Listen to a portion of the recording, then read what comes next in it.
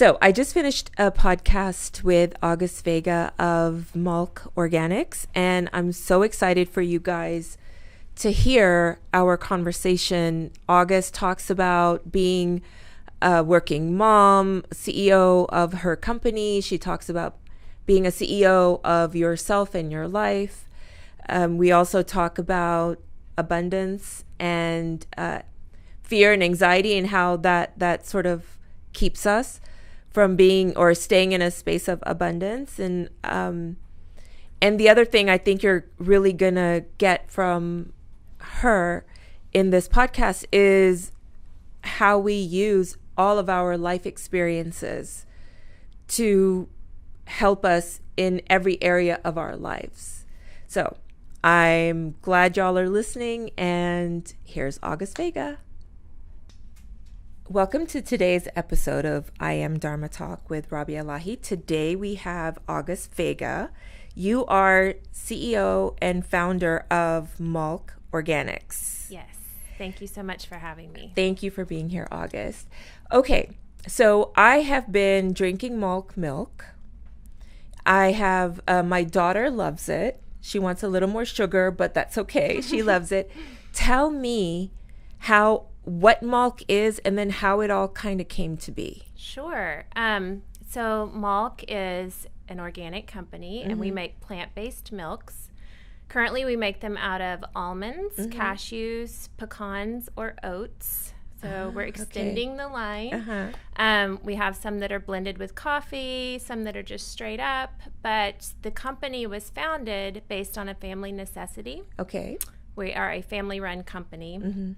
And our family had a necessity in that I was born with a dairy allergy, and so was my 10-year-old son.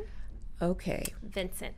So he, you have a child, and then your world turns upside down, and you want to find solutions to any problem that they have. Yeah. So. Did you know what it was? Like when he was an infant, did you know that, he has a dairy allergy like I do, or...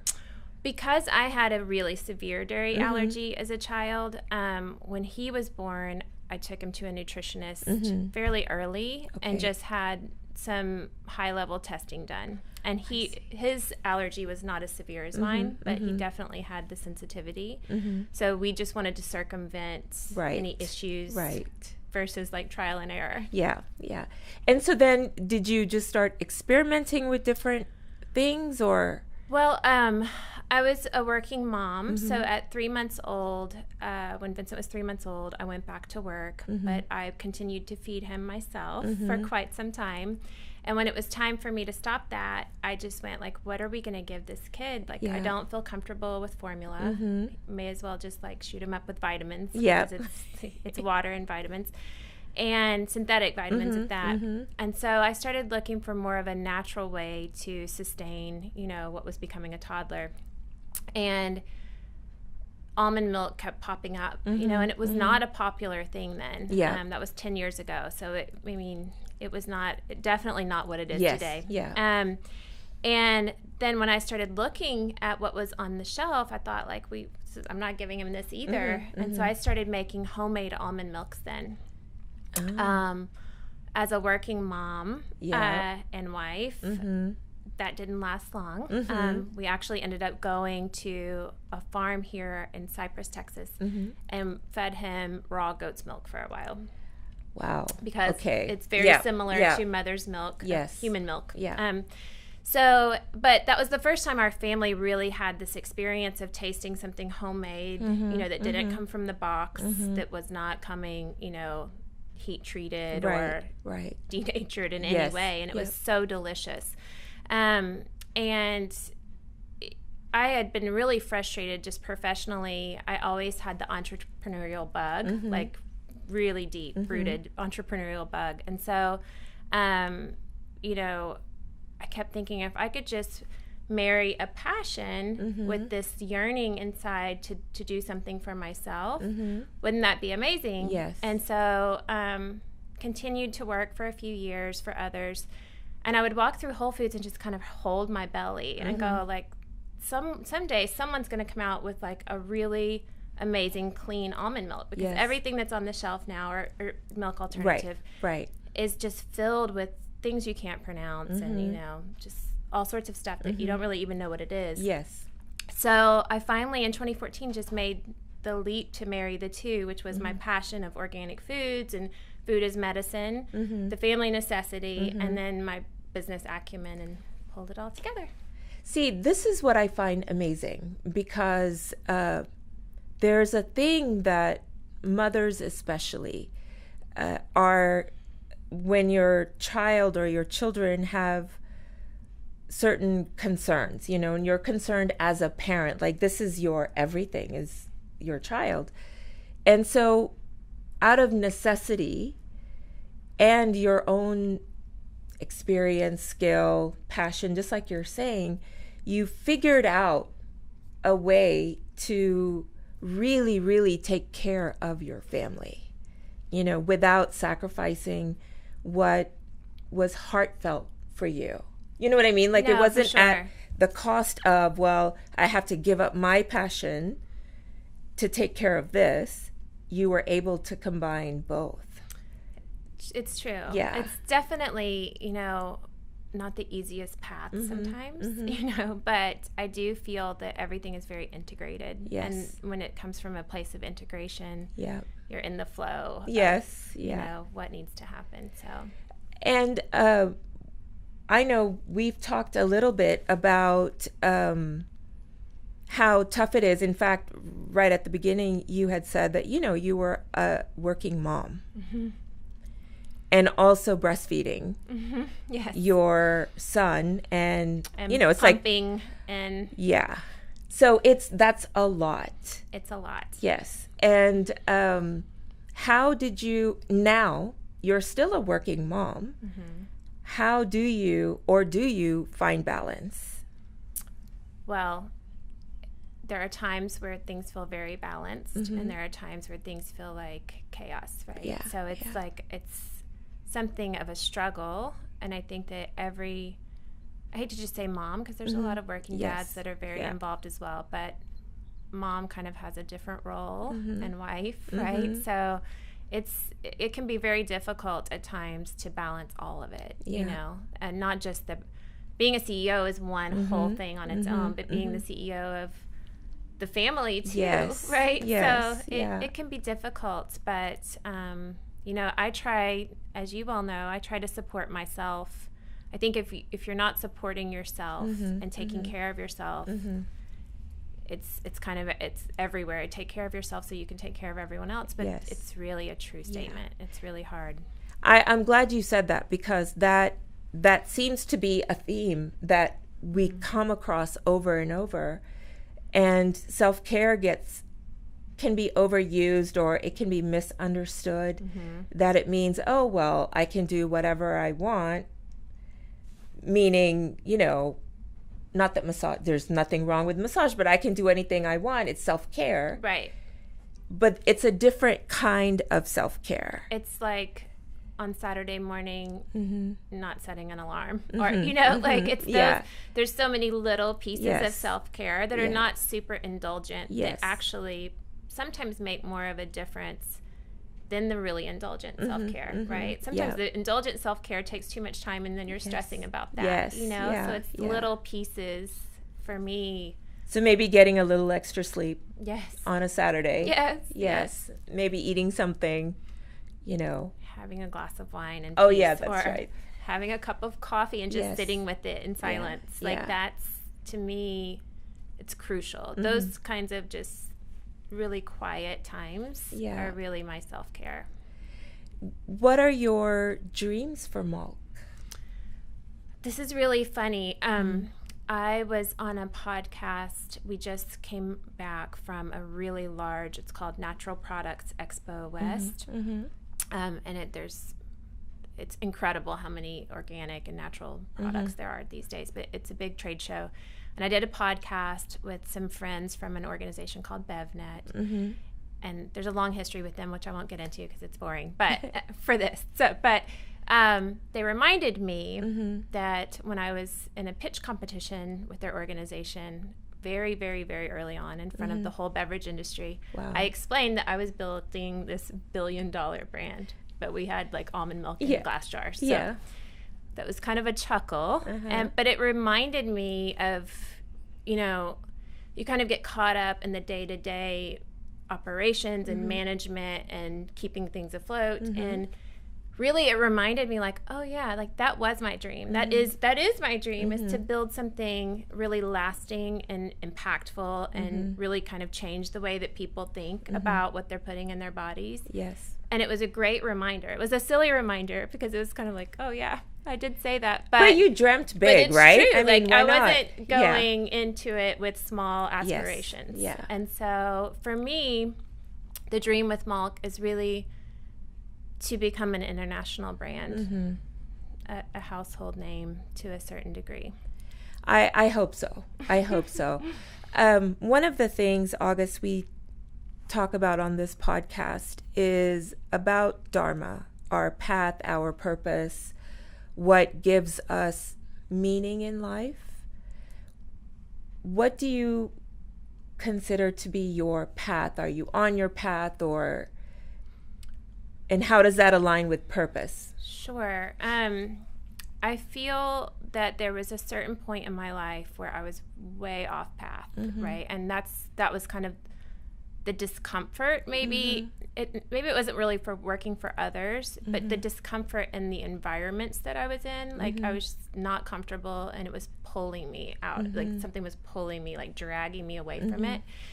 And so very early on with Malk, I had just this amazing sense of comfort and confidence to go in front of the beverage industry and say, I'm building $1 billion brand, because I truly knew, like, this is my path. Like, I'm on my path. Yeah. And I think along the way you get beat up and you kind of feel like you drift this way or that way. But this is my path. Like, I know that it is. And so there's been too many affirmations of that to ignore in many various ways, you know? So in the end game for me with this is not, you know, it's really for security for my family. And that's where I find peace, is knowing that we're secure in a certain way, whether that's financially or stability or like it kind of all ties together, you know? And so this is the path that's really leads to that end game, I believe.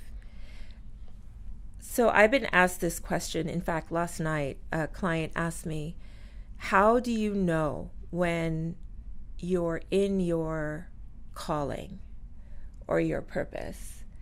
And I had my way of sort of explaining. How did you know? Or do we ever really know 100%? I think initially I could feel it in my gut. Like, not like I have this gut feeling that this is my path or whatever, this is my calling. It was so deep rooted in my being that this is the path that you're supposed to be on. And things just aligned so easily. Like, it's just like the perfect alignment. Like, it was always a struggle. Yeah. Business is hard, right? Like, no matter what your business is, it's difficult. But things aligned in a way that gave me the confidence from my gut. Like, oh, this is so where I'm supposed to be. And I think when you feel it internally, you know, it gives you that sense of knowing. Yeah. And I mean, look at Malk now.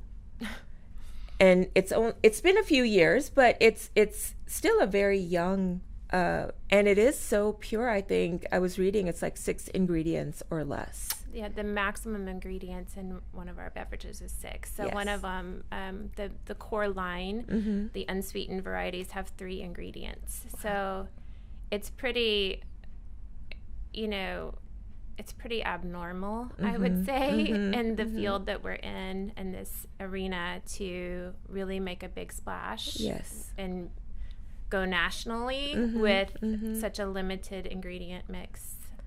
So how are you, you said that you're able to do some self-care now, and some days you balance, some days you don't, you know. There was another thought I had right as you were speaking about Malk, about it being your purpose. Sorry, I lost it for a second. It'll come back. Yeah. Okay. What was it? You were talking about it being like a short period of time. Yes, yes. So as it continues to grow, and do you imagine finding or experiencing more resistance in the larger community or larger society? And it's very funny that this question comes up today, and I can't go into details because of legalities, but yesterday, a very, very, very large company, global company, delivered a request for us to remove something from our Instagram because we had reposted something by an influencer where she was saying, here's a comparison of Malk to most traditional brands. Yes. And she had a photo of a lot of different brands on there. And it was really shocking and kind of eye-opening that here's a very, very well-known global company with billions of dollars that literally has people looking at our Instagram feed and calling us out on something that yes, you can get into the legalities of it, or if it's right or wrong or whatever. Right. We reposted third-party information, so there's that. Okay. But it was eye-opening, to say the least. And there has been, you know, we have dealt with quite a lot of resistance from the big guys. Do you think the resistance is related? Well, what do you think the resistance is related to? I think that we are very transparent. It's like we're just 100% transparent, you know, and to the extent that we can be, there are some things that are proprietary, but, and I think that that's awfully threatening for large companies, because the last thing that they want to do, whether it may be, you know, something amazing they're doing, but they're hesitant to be transparent, right? So I think that the transparency and the authenticity of this comes from the heart. It literally, we pour our hearts into every bottle, is a bit threatening, in a way, yes, right? Yeah. Almost like in a way that maybe they don't even understand. Yes. You know, I think this is the beauty of social media, is one of the good points of it, is that we are able to spread the word more than just like, you know, in conversation in the neighborhood or something. This goes out everywhere. And it must be scary when the big companies aren't really used to that, aren't used to being put up against, you know, David and their Goliath kind of thing. You know what I mean? Right. And for you to be so transparent that, hey, look, 3 ingredients often, you know? Right. Come on. Come compare with that, even though you're not the one picking the fight in a way. No, absolutely not. Yeah. And there's a place for everyone, right? There's a reason they have more ingredients. Their product lasts a lot longer. Like there's, you know, you can make arguments for everything existing. Like we'll leave it at that. But I believe that it's an interesting time with social media, and it can go in a really amazing way, and it can also be to your detriment, you know, because I think being transparent, though, you can't lose, because even if someone attacks you, you're still coming from an authentic place, and so it's not what's the worst that can happen if you're being authentic to who you are, you know. And so one of the other things we talk about on our podcast is being in the energetic flow in a loving way, or in the belief of abundance.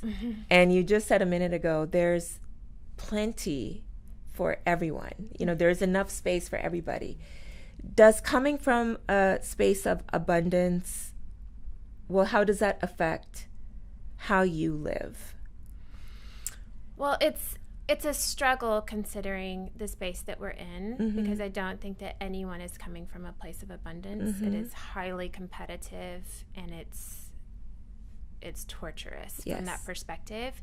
So staying in that space is really difficult. You know, like for me personally, that's where I want to come to everything authentically. I'm from a place of abundance, and, you know, there is enough, right? But when you're in an atmosphere where it's grab, there's not enough. It's having the balance of, you know, because that's a lot of fear. Hard. It's a lot of fear. And we're finding out, or we've known this for a while, that our brains are really wired for fear because it keeps us alive, which is great. Amazing, but but in much of the areas of life, fear kind of keeps us back from feeling connected and loving towards others and self, and then also keeps us sort of anxious and racing in that way, like, ooh, let me, before someone else, kind of thing. It's schizophrenic. Yeah. Right? Fear can really cause you to feel out of control. And so when I'm meditating or, you know, participating in self-care, pretty much 99.9% of the time, I'm asking to release fear. You know, that is because I think that of all emotions or wiring or whatever, however you want to put it, that's the most limiting factor. Yes. Yeah. I agree. That's and I think that's the work. What I guess asked a lot is how do I not feel fear? Do you have certain practices? You mentioned meditating. Any other sort of practice like walking or yoga? I love yoga very much. I haven't been able to participate in yoga in a while, but that is definitely, you know, obviously it's super trendy and yoga pants and yoga. But there's, you know, it's ancient and there's a purpose for it. And so it's something that definitely brings me a lot of peace. But from a really shaking off fear, it's like every day and everything, literally sometimes shaking, like jumping up and just shaking your body to shake it off, like so getting some of that cortisol take a out, shower, like, you know, just wash it off, like it's got to go. And so I think that I have a lot of different rituals to try to lose it. I understand, and it is constant, and I think it's really great that the listeners are able to hear the challenge. You know, we're supposed to live in a space of love and abundance, and it's challenging because everything around us isn't from that space. And sometimes, I'll speak for myself, I'm not in that space. No, of course. You know, I get scared, worried, anxious, all of that, and it's practice. You know, if you're listening to anyone that says that they don't get in that space, there's a question there, right? We all, you know, to be human is to feel these emotions and feel fear. Like you said, we're built with that DNA to protect ourselves. But in abundance, it can be, that's where you don't want an abundance of, right? Like it's like, it can really wreak havoc on everything, on your physical body, your mind, everything goes south. So how did you know? Was it the trip to the farm with goat milk, or how did you know why it's so important what we put into our bodies? Because that's still a fairly recent, lay people are now aware of that, whereas scientists and maybe nutritionists knew for quite some time. Maybe our grandparents knew, as a matter of fact. It was common sense. Right. How did you come to that? You know, a lot of it was innate. When I was a kid, and this was passed down from my mother's mother, my mom prepared all of the meals in our house. Like, I didn't eat at Long John Silver's until I was like 15 years old and thought like, this is the coolest thing ever, or Taco Bell or things like that. We didn't do that. We didn't go out to eat a lot. And so just that basis of like, there's nothing, it's always going to be healthier to prepare a meal at your home with raw ingredients, or not raw, I mean like fresh ingredients, than going out to eat or eating elsewhere. So that was kind of just entrenched in us as children without even like acknowledging it. And then as I started to grow as an adult, it was really just innate, like just made sense to me. And I went down a path of like, you know, whether it was taking birth control pills or like different paths with pharmaceuticals and things where I thought, this doesn't make me feel good, and my body is reacting, and food actually, you know, the right foods actually do feel good. Yeah. And I think growing up, you know, in the Austin area, we shopped at Whole Foods from the time it was a tiny co-op, like on like tiny co-op, and they had wheatgrass shots, you know, and it was like, wow, this is really cool. No one has this, you know. So there was just an element of that from my parents, and it just felt right. And so I've been a huge organic foods advocate for like over 20 years, to the point where people would get really annoyed, you know, like, okay. And now they're like, hey, everyone's saying like, that. Right, You're like, finally, I was proven correct. Yes. Does it ever get intimidating for you? Of course. Okay. Yeah. I mean,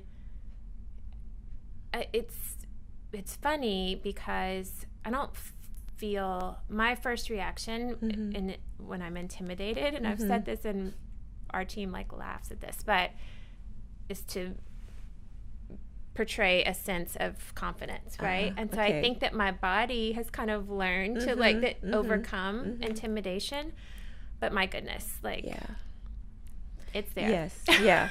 Well, I mean, you've got a multi-billion-dollar company asking you to remove something from your post, you know. That's and I've been through a lot in my life. Like, I've had a lot of life experiences, and I think that kind of goes back to also like when you're on your path, like everything in my life, from my professional experiences to personal experiences I've had, have prepared me for the role that I'm in today.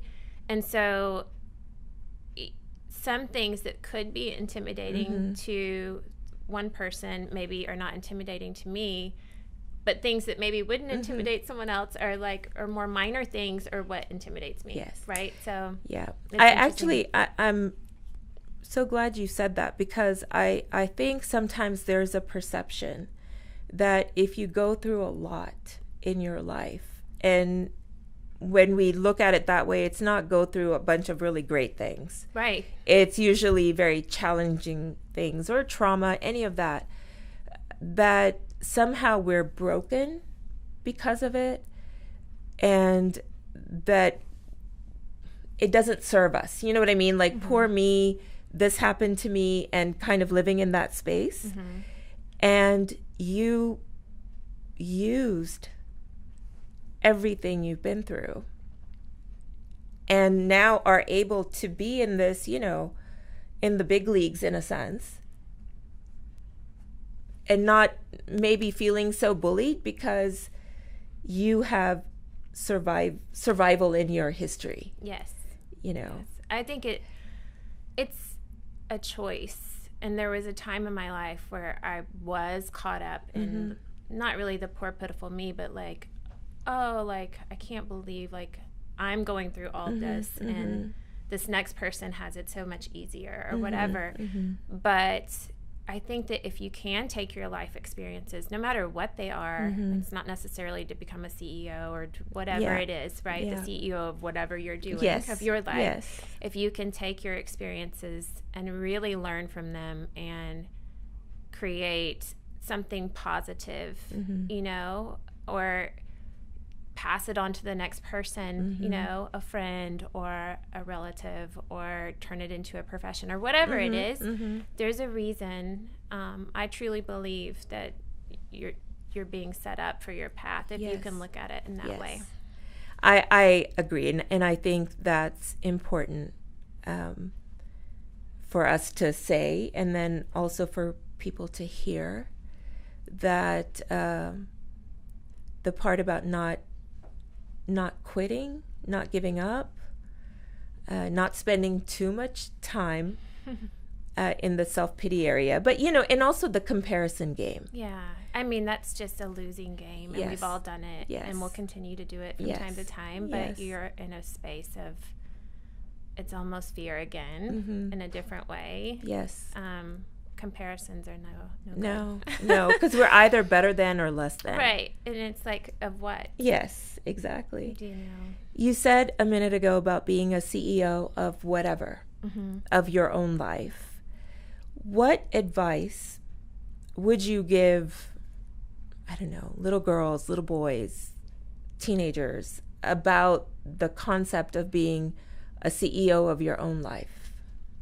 I think, if I could go back and talk to my teenage self, and this is for every teenager, obviously, is like, you really have to have your own mind, and that's really tough at a young age. But I think that you can start to look at experiences even at that stage and how you cope and learning coping mechanisms for what life has to offer, whether that's getting really beat up, which most people have been in some way, shape, or form, or experiencing immense joy not to excess, right? Yes. So really kind of trying to learn that balance at a younger age. And that's what I try to teach my son is like, we dote on him, but we don't dote on him too much. It's like there's a balance of like having enough confidence and not following the pack too much. And like there's all these things, and that kind of definitely being a CEO, there's a bit of that as well, So I think you can apply principles from both ends to each other in a way. Yes. The thing about thinking for yourself, that's really hard right now. The last few years we've seen that influence, being influenced, I think, is fine. It's just, do you know you're being influenced? Right. And are you using your own sort of thought process or critical thinking maybe? Right. And that may be harder for teenagers than later. Right. I'm not exactly sure, but I do think I like what you're doing with your son, and I think you pose a good question that you go to your teenage self. What would you say? Right. Yeah. And that's such a crucial time, but I think that, we carry some of that stuff with us until we finally identify what that is, what it is that's holding us back in one way or another. Right. And so as a parent, I'm just trying to like guide my son in a way that like hopefully he can think for himself and be the master of himself, right? And not of others. And that's his own CEO. Yes, exactly. But I think it's a toughie. It's tough no matter what. And we are being influenced. I mean, if you're on social media at all, you're influenced thousands of times a day, probably, right? Like it's constant, just either by influencers or media or whatever it is. Or our classmates. Or classmates. Or like, or marketing peers, firms. Everything. Yeah. So really being grounded is important. I agree. August, I can't tell you how happy we are that you came and spoke with us today, shared what you know. How can people reach you, and where can they find Malk? Thank you. First of all, this has been so fun, and I just love what you're doing, and I appreciate it so much. So thank you for having me. Thank you. And Malk can be found nationwide at Whole Foods. Nationwide. And then we're in lots of smaller cooperatives that are like organic cooperatives. We're in many Kroger. So we have a nationwide presence. So if someone's looking for Malk, they can go to our website and type in their zip code, and it will pull up the nearest store. Oh, great. And your website is? www.malkorganics.com. Okay. Well, again, I appreciate it. And of course on social media. Oh, yeah. What is your at? Manifesting Malk? Oh, yeah. So I personally... Oh, that's your... Yeah. But it's public. So it's Manifesting Malk is my Instagram, and of course, Malk Organics. Yeah. So, got it. Thank you. Thank you, August. I appreciate it. Thank you. If you heard something today that resonated with you, please share in the comments or send us a review. If there's someone you know that could benefit or be impacted by our conversation, don't keep us a secret. You can follow us on Twitter and Instagram at I Am Dharma Talk.